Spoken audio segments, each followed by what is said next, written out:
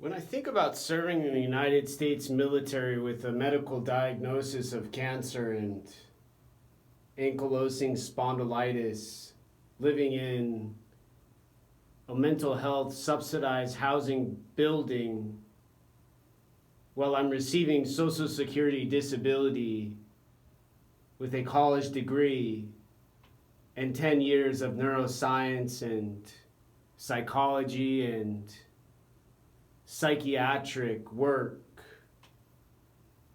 to help homeless and at-risk kids, youth, children, and young humans with mentoring.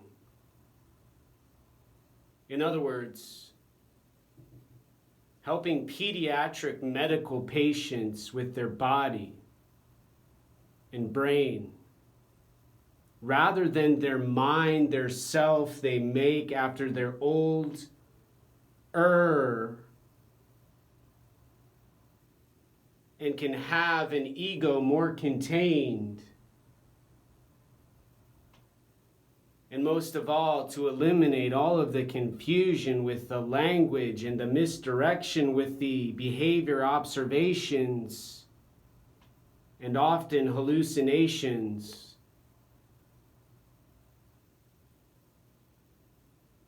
caused by those who like what they see in their brains more than what they feel with their hearts and lungs when they breathe air and go on a date with candles and dinner now.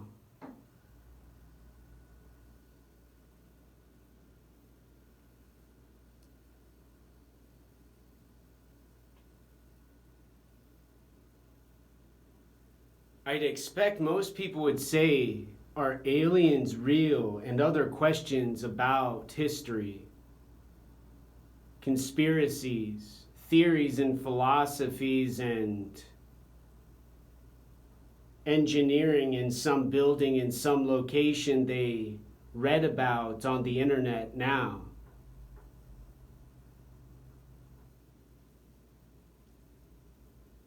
And I've always wanted to say to anyone who would ever ask me what I do, why I do it, where I do it, who I do it for mostly,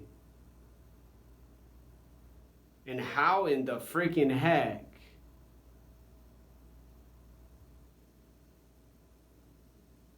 did I learn mathematics and neurology and make a quantum equation for psychological cognition called playtime?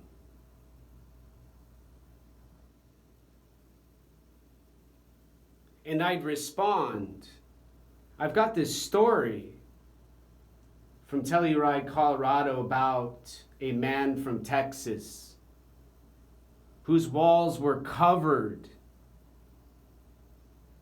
and no color left and remaining. No empty parts untouched, with animal skulls and old photos and pictures of a man named Kit, who was a bodybuilder with a family who made money with oil.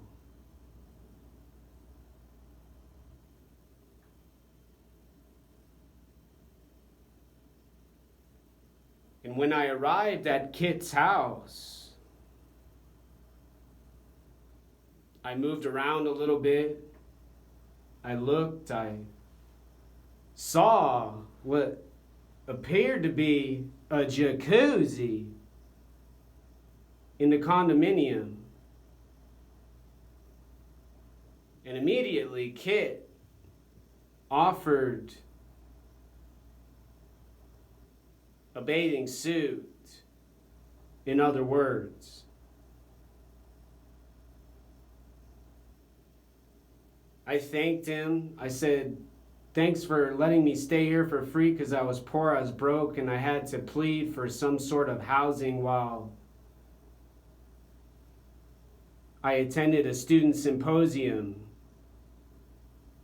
with Linda Williams as an advisor and Werner Herzog and Nicolas Cage and Viggo Mortensen attending and teaching seminars.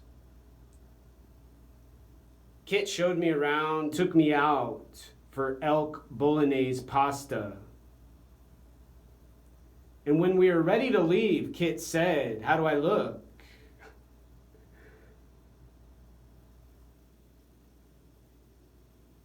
My jaw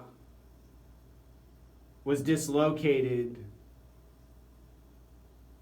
And after I picked up my face on the floor, I saw a man in a dress with muscles Arnold Schwarzenegger made in pumping iron, with tights and high heels, and a simple request. Kit said before we went out to a restaurant in Telluride, Colorado. Call him Kitsy. A party for hire, he said, handing me when he handed his business card to me.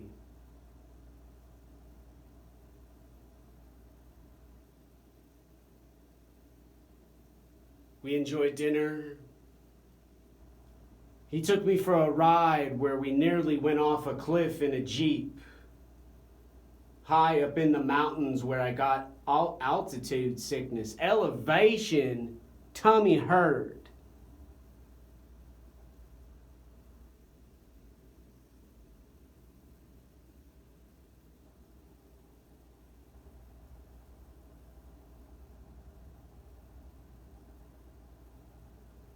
And whenever I say the story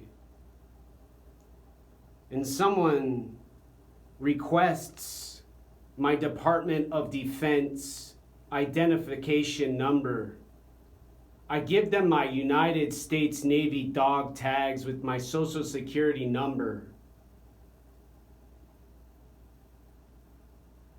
I chose when some airplanes flew into some buildings in New York City.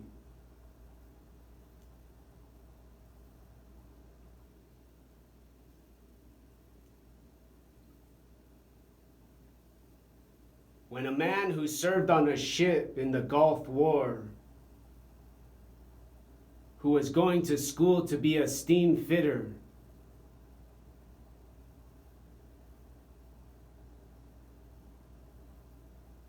alongside his wife Olga, who was a gang member from LA called Orca,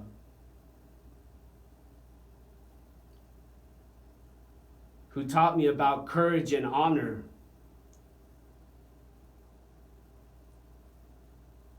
And sacrifice,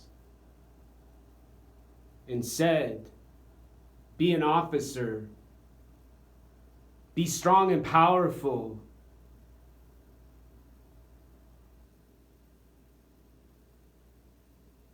and never, ever, ever give up.